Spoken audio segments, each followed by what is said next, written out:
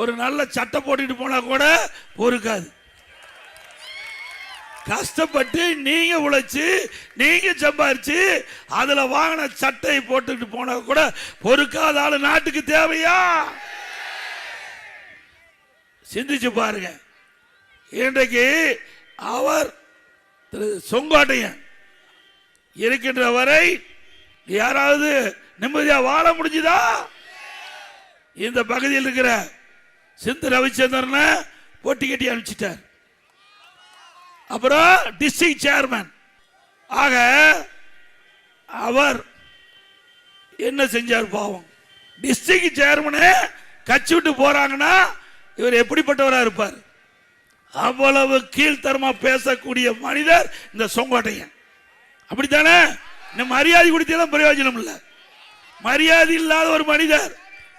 அப்படித்தானே?